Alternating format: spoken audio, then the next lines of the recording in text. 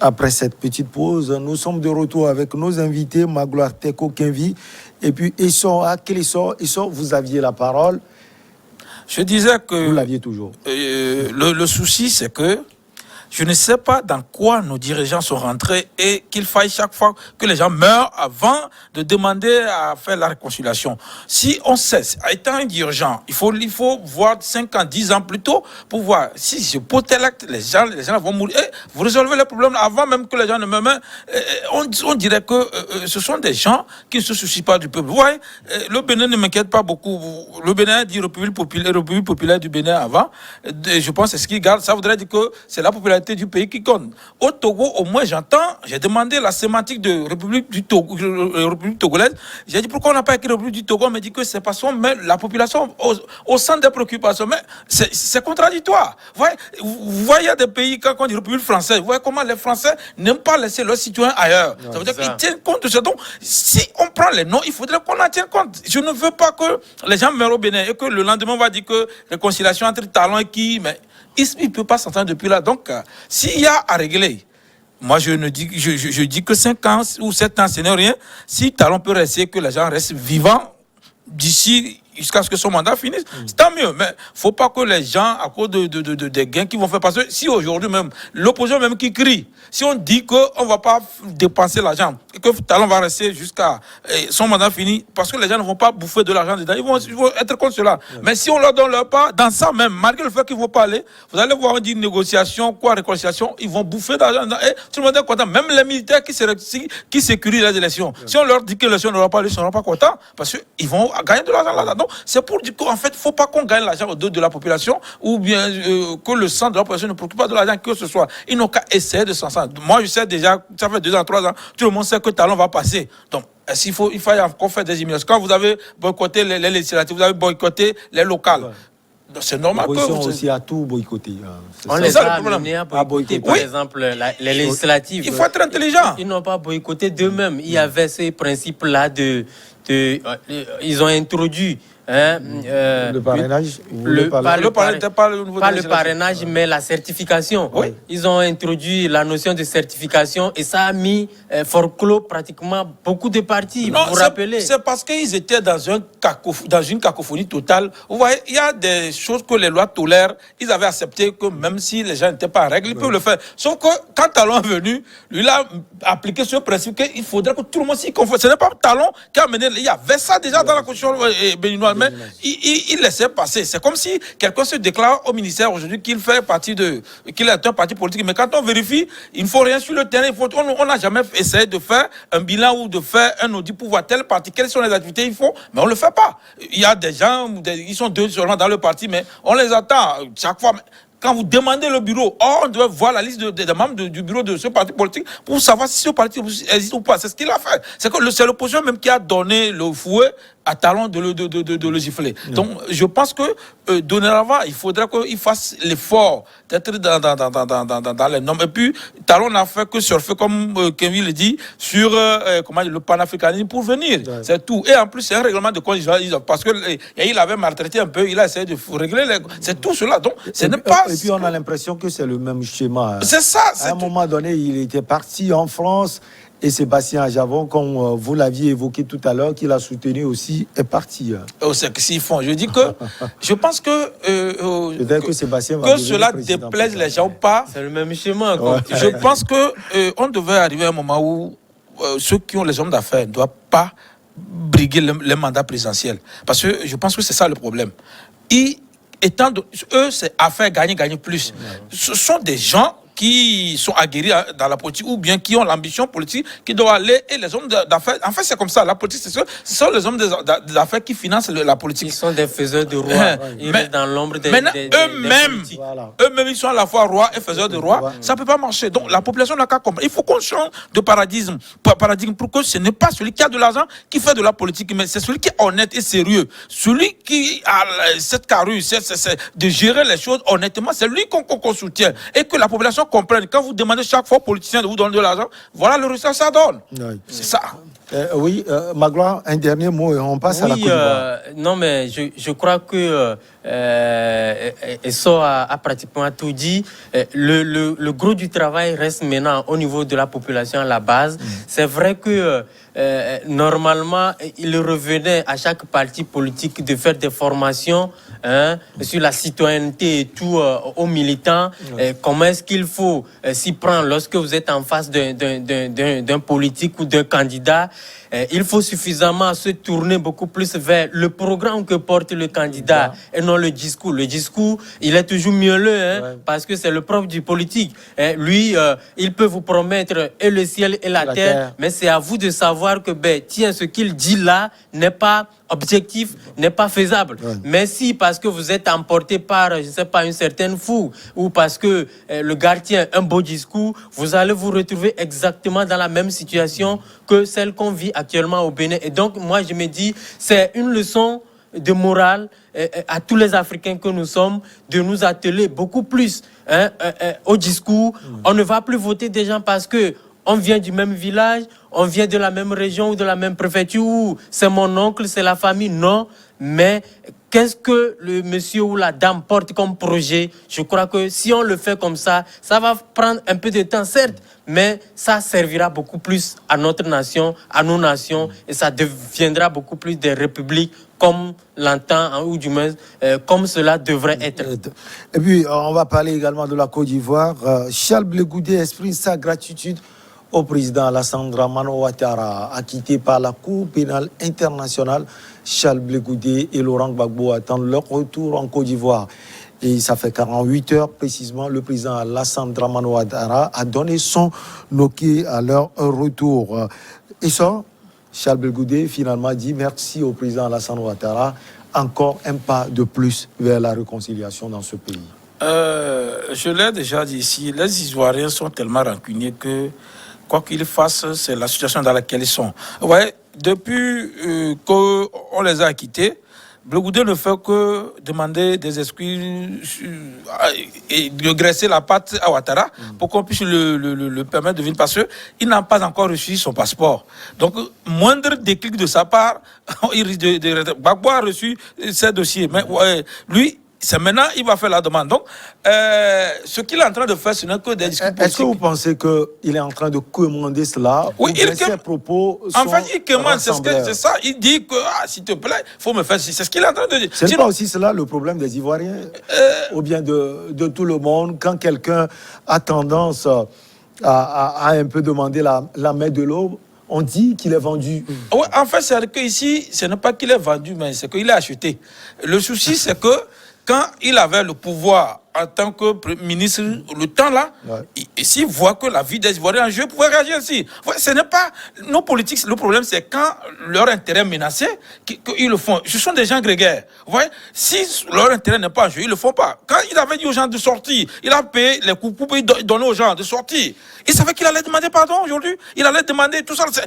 Il ne faut pas bleuir la population. Moi, au moins, l'honnêteté politique ou l'honnêteté d'engagement, c'est que quand tu tiens une barre, maintiens-la jusqu'à la fin. C'est-à-dire qu'il n'est pas obligé de dire ça, parce que de toutes les manières, il y a le ministre de la Réconciliation qui est en train de faire pieds et mains pour qu'il revienne. Donc, lui, il n'a plus besoin. Il est en train de dire même que si jamais il y a gouvernement d'union, qu'on l'appelle, en fait, c'est ce qu'il est en train de commander.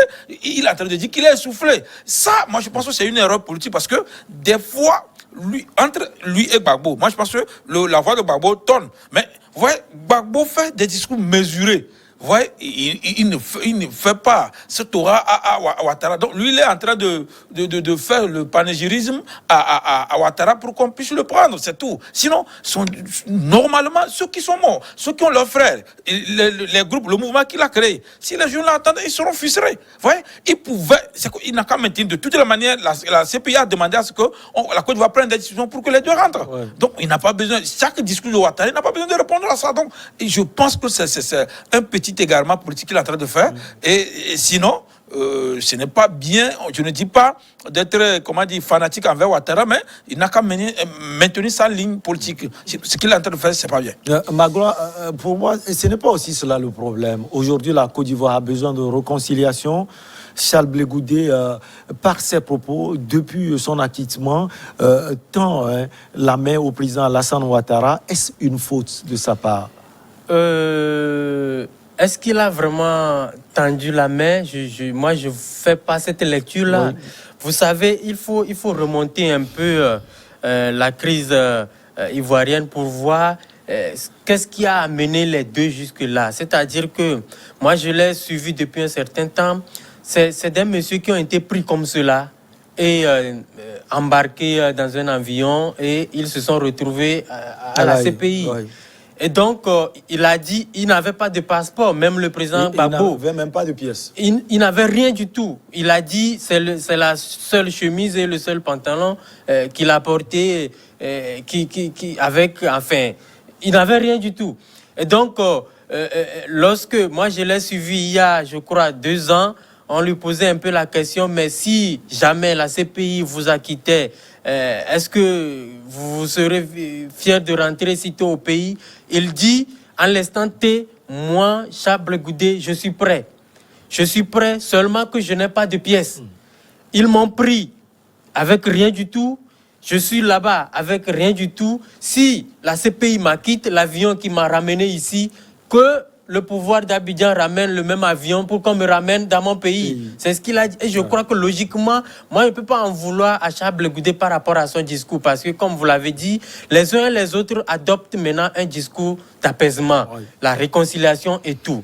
Et donc, je ne vois pas un Charles Blé Goudé, une fois acquitté, tenir encore ce discours rugueux-là qu'il tenait. D'abord, vous allez le constater, même du côté du président Gbagbo, oui, il a maintenant également, c'est vrai que lui il est sage depuis, mais depuis un moment aussi également il adopte une position un peu mesurée, même avant le décès de l'ancien premier ministre, paix à son nom, paix à son âme, Amadou, comment vous l'appelez, Ahmed Bakayoko. La légende raconte que c'est le seul à être régulièrement en contact avec Laurent Gbagbo. C'est le pont, oui, parce que le président Gbagbo prenait attache avec le pouvoir d'Abidjan pour voir dans quelle mesure ils pouvaient normaliser ensemble la Côte d'Ivoire. Donc je crois que le discours de Charles Blé Goudé vient s'aligner un peu dans ce que faisaient les uns et les autres pour dire en fait que oui, nous sommes prêts à retourner au pays si on estime qu'on peut encore apporter quelque chose à la Côte d'Ivoire dans une dynamique de réconciliation nationale, nous sommes prêts. Donc, c'est comme cela que moi, je vois le discours, et non faire des courbettes ou du moins au pouvoir de Ouattara pour dire je veux rentrer, si on peut me nommer façon. Mais là où, par contre, je trouve qu'il y a un petit piège, en tout cas dans le discours que le président Ouattara a fait, oui, c'est que oui, c'est un procès en fait. C'est un procès et comme on le sait, généralement en démocratie, il y a 3 pouvoirs. Pouvoir exécutif, pouvoir judiciaire et pouvoir législatif. La CPI, souvent quand il y a un procès comme ça, vous posez la question aux hommes politiques ou aux ministres et tout, on vous dira c'est un procès, l'affaire est en procès et donc nous n'allons pas nous prononcer par rapport à ça. Voilà la CPI qui acquitte les gens. Et il dit, les gens sont acquittés, donc naturellement, ils peuvent retourner au pays. Et, comment vous l'appelez, le pouvoir d'Abidjan, par l'entremise du chef de l'État, Alassane Dramane Ouattara, dit, maintenant, les concitoyens Laurent Gbagbo et Charles Blé Goudé peuvent retourner au pays s'ils le souhaitent. Il avait même dit en campagne électorale. Voilà, que s'ils le souhaitent. Or, oubliant que parallèlement à lui, sa volonté, sur le plan judiciaire, il y a encore des procès en cours en Côte d'Ivoire contre les deux. Et le président Gbagbo même avait été condamné à 20 ans de prison dans le cadre du braquage du siège de la BCEAO. Ouais. Et donc, est-ce que le président Ouattara nous dit maintenant que c'est moi qui téléguide la justice ivoirienne? La grande question, elle est là. C'est pour ça que je dis, c'est bien beau le discours qui tient, mais je me dis qu'il y a un piège. Ou alors, il n'y a pas piège, mais on me prouve que le pouvoir exécutif est confondu au pouvoir judiciaire en Côte d'Ivoire. À quelle sorte, peut-être que Charles Blé Goudé veut également se mettre à l'abri de ses 20 ans déjà en Côte d'Ivoire. Vous comprenez? Mais il est très important de remarquer que vous avez dit quelque chose d'indispensable tout à l'heure. Je n'ai jamais entendu cela de votre bouche. Charles Blé Goudé avait partagé des coupes aux gens. Ouais. Il a payé. Ils disent que l'autre camp avait des fusils et tout ça. Donc ils ont payé des coups aux gens qui n'ont qu'à... Pour la défense. Oui, pour se défendre. Oh, oui. En fait, vous voyez, réconciliation, c'est bon, mais moutonisation, ce n'est pas bien. Moi, ce que je vois dans ça, contrairement à Kevin, c'est que d'abord, le discours que Ouattara a fait est mesuré. Il n'a pas dit, il dit peut-être, s'il le désire, ils peuvent rentrer. S'ils veulent, voilà. Ouais, normalement, ils pourraient dire que les titulaires sont libres de rentrer maintenant. C'est parce que c'est sérieux. Ouais. Il dit, ça voudrait dire que, comme Kevin l'a dit, il peut venir et on déclenche l'autre procès. Et en plus, le braquage de la BCAO, je pense que normalement ça ressort même, ce n'est plus du ressort totalement de la Côte d'Ivoire parce que la BCAO c'est une banque communautaire, c'est le siège d'une banque communautaire. Donc, le braquage n'a pas eu lieu en Côte d'Ivoire. Oui, c'est en Côte d'Ivoire. Et en Côte d'Ivoire, ça a eu lieu. La condamnation a été faite en Côte d'Ivoire. Ce que je suis en train de dire, il y a comment dire, comment on les appelle, la Cour de justice de la CEDEAO aussi. Si elle se saisit de ce dossier également, vous pouvez faire ce qu'elle dit. Parce que, en fait, même si c'est dans ton pays, c'est une institution communautaire qu'on a touché, qu'on a biaisé. Donc, le procès peut être autrement. Maintenant, c'est la personnalité de Ouattara même. Ouattara pouvait tout simplement dire que je vous ai amnistié ou bien je vous ai gracié. Et que est-ce que ce n'est pas tôt? Tout dépendra aussi de la ligne de conduite. Non, vous voyez. Et c'est pour ça, justement, il soulève un point assez pertinent, parce que le président de la République, il a ce pouvoir discrétionnel. Il peut le faire. De le faire. Mais quand il le sait mieux que quiconque. Qu'il pouvait dire je vous amnistie et une fois pour de bon, mais il ne le dit pas. Il dit attend leur retour. Non. Imagine que Ouattara dit que Gbagbo et Blé Goudé à leur arrivée seront arrêtés. Vous voyez, et ça, je ne le crois pas, franchement, parce que là, comme il a dit, le pays risque d'être en feu. Justement, c'est quoi il peut attendre.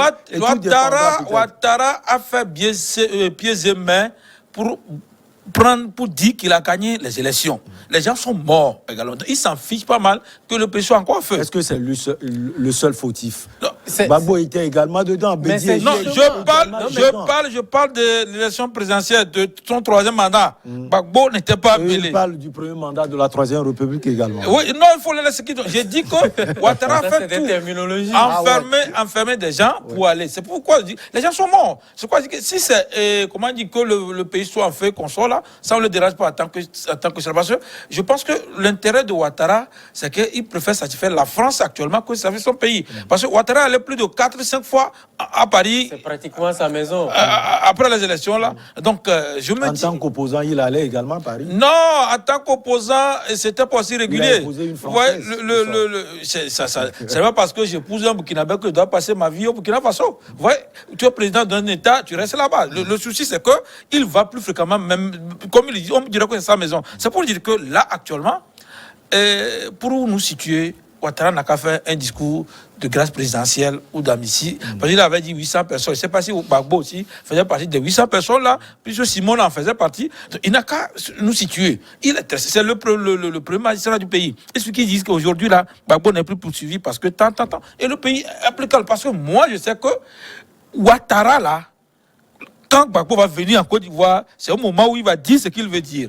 C'est ça le sujet. Donc, on n'a qu'à se méfier. C'est pourquoi je dis que Blé Goudé aussi fait tout pour venir au pays. Et justement, la question, Blé Goudé essaie de se mettre à l'abri peut-être de ses 20 ans. Parce que, n'oublions pas, et quoi qu'on dise, le président Gbagbo, c'est quand même un ancien chef d'État. Et d'ailleurs, dans le discours du président Ouattara, il a bien égrené, et il bénéficiera des avantages de tout ancien président de la République. Or, les avantages que Charles Goudé, lui, n'en a pas. Il n'a pas cette immunité-là. Donc, comprenez aussi que... il essaie de jouer le jeu. Jouer le jeu. D'abord, pour son passeport, je ne sais pas trop s'il l'a. Pas encore. C'est maintenant que lui va déclencher. Dieu seul sait ce qu'il adviendra. Mais je crois quand même que, dans l'ensemble, on dira que les Ivoiriens ont vraiment souffert dans cette histoire et qu'il est grand temps qu'ils mettent les armes de côté, se faire face et parler entre Ivoiriens, se réconcilier entre eux. Mais le problème pour moi, c'est que celui qu'on a mis là-bas pour pour conduire, n'est-ce pas, la barque de la réconciliation qu'est un certain KKB. Mais moi, je le trouve trop léger pour ce job-là. Parce que, voyez-vous, je ne veux pas dire des choses mais vous connaissez un peu l'homme, c'est un peu cet agitateur-là qui est là et qui joue un peu sur les fibres aussi. Rien que pour se tirer d'affaire. Mais je crois que la réconciliation, en fait, c'est une science.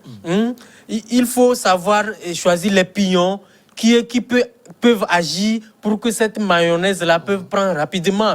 Mais je vois très mal un KKB conduire ce processus-là et aboutir convenablement. Autrement, ça va être un peu de la plaisanterie qu'on va faire. Et à la fin, on a vu ça ailleurs, hein.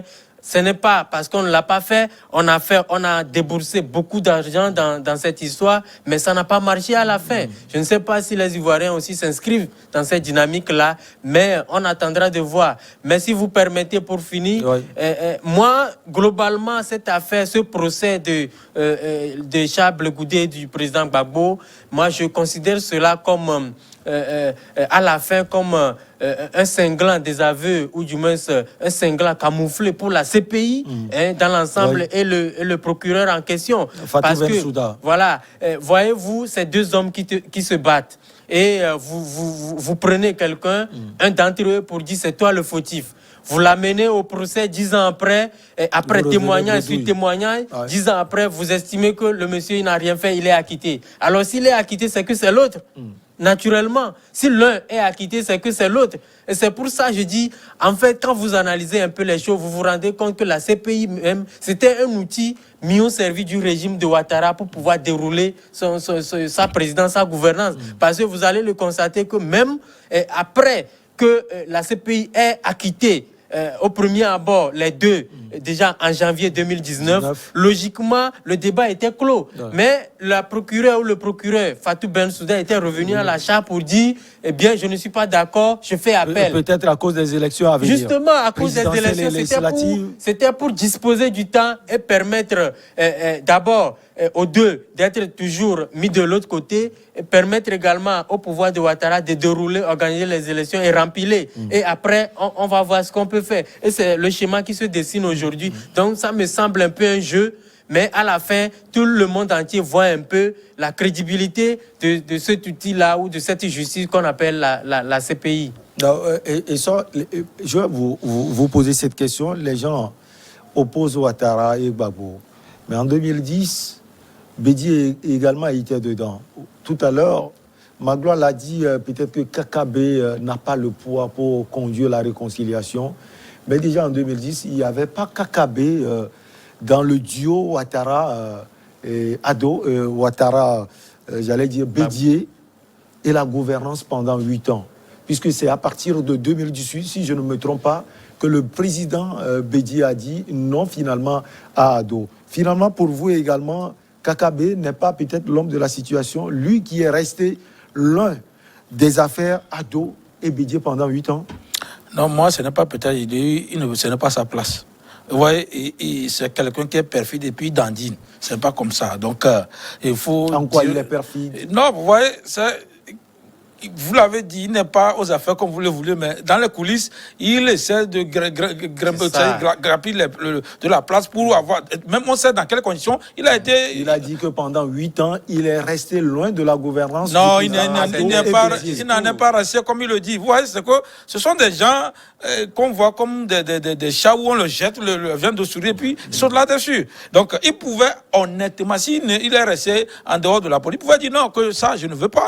Il s'en débarrasse. Mais c'est comme si c'est l'accord qu'il avait avec Ouattara. Donc, c'est ce qu'il a pris finalement. Vous voyez, c'est que moi, déjà, malheureusement, les élections législatives m'ont un peu dessus, où Bédié est venu avant le FPI.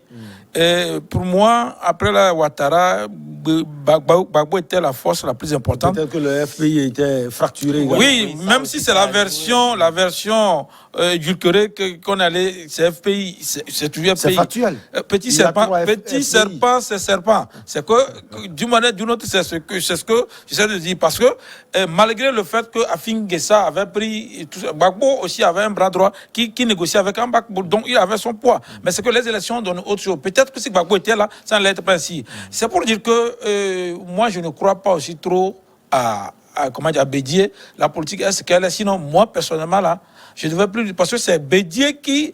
Il ne savait pas quoi. Ouattara était mauvais avant ou pas, je ne comprends pas. C'est quand l'intérêt sur lequel ils étaient basés ne marchait pour qu'il fasse ça. Je pense même que c'est quand il s'est senti qu'il a senti que Ouattara veut encore aller, et encore un troisième mandat où on ne lui laissait pas aller. En fait, c'est pourquoi. Il réclamait le retour de l'ascenseur. Il réclamait le retour de l'ascenseur. Oui, ce qui n'a pas eu. Le président Ado, selon les informations, dit que ce qu'on a vécu sous Bédié, je ne suis pas sûr qu'on peut vivre encore. Oui, ouais, c'est ce que je dis. En fait, nos politiques doivent comprendre quelque chose. Quand tu mènes une lutte, ce n'est pas forcément toi qui dois en être bénéficiaire aussi.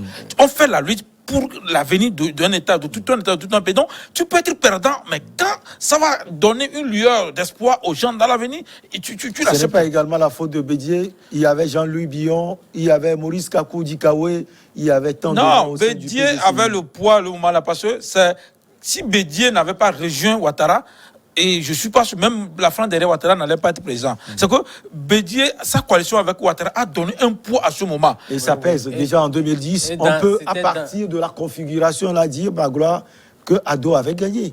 Le PDCI en bloc, le RDR en bloc face au FPI. Oui, de facto, ça dit que... Il y avait l'UDPCI également de Marie Toaqueuse, le MFA. Oui, de facto, on peut le dire ainsi. Oui, ces deux blocs, ces deux courants bien costauds mis en place qui avaient fait face au président Gbagbo à l'époque. Mais moi, là où je suis resté un peu perplexe, c'est que oui, d'accord, on a estimé que c'est le bloc-là qui a gagné. Mais Gbagbo aussi a demandé le recomptage des voix. Bon, si les uns et les autres n'avaient pas d'autres intentions derrière, je crois que ce n'était pas aussi de la mer à boire. Ce n'était pas difficile que ça, on pouvait le faire. Il veut gagner du temps pour recruter les mercenaires. Bon, c'est la version de Guillaume Soro. Voilà, c'est ce qu'il... Mais c'est des discours politiques. Moi, je ne crois jamais à ce que disent... Entre eux et Gbagbo, qui était apte à recruter les mercenaires. Voilà, comment vous appelez... Ado était prêt. Gbagbo était au pouvoir. Guillaume Soro... Gbagbo utilisait l'armée. C'est eux qui utilisaient plus les mercenaires. Guillaume Soro, il a assumé qu'il a développé... comment vous appelez ça, la rébellion, pour des raisons données. Aujourd'hui, je veux voir à peu près la tactique que M. Guillaume Soro fait actuellement, parce que on va dire, il a pactisé peut-être avec Satan, juste pour faire dégager le président Gbagbo. Aujourd'hui, voilà son ancien patron, ou son ancien, comment je vais le dire, celui qui était vraiment son faiseur. Aujourd'hui, le courant ne passe plus. Parce que justement, les intérêts se sont entrecoupés entre-temps, où leurs chemins se sont... Est-ce que c'est la faute au président Alassane Dramane Ouattara? On sait déjà que Guillaume Soro avait traité avec le président Gbagbo. Je me souviens, il a traité ensuite avec le président Alassane Dramane Ouattara. Et après la rupture, il est allé voir le président Bédié. Non, vous savez, je crois que... comment vous appelez Guillaume Soro s'imposait à tous ces acteurs-là. Il s'imposait à eux parce que, n'oubliez pas, c'est un monsieur, il s'est retranché à Bouaké. Il a formé sa rébellion et il représentait une menace permanente pour les acteurs politiques, pour les régimes. Magloire, on va marquer une pause pour le journal. En tout cas, je vous promets, on va encore parler un peu de la Côte d'Ivoire avant d'aborder le sujet sur le Tchad.